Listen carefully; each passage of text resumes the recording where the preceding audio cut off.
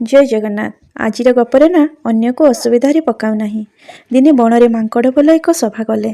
सभा एथिपाई करागला जे हाथी गुड़ाक बनर गछ डालू अनबरत निज थड़ पाहुड़े भांगी भुंगी खाइजिबा हेतु मांकड़ मानक शांति रे बाधा उपजुची। तेणु मांकड़ बोल सभा कले विचार कले जे किपरि ए बणुआ हाथी दल को जबत करने को हेबो।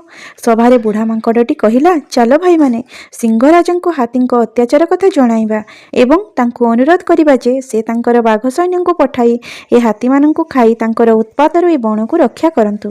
मांकड़ सबु दल बांधी बनर राजा सिंह को एक कथा जणाइले।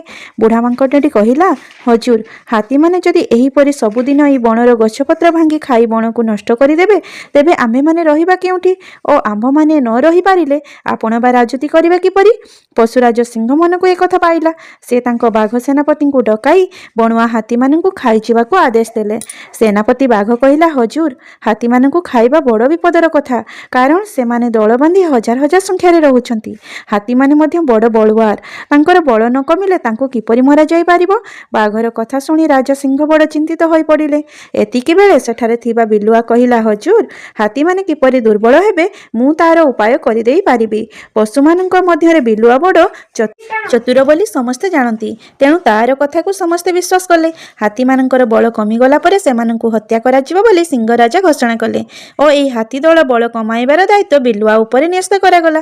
से दिन सभा सेथिकिरे बंद करागला।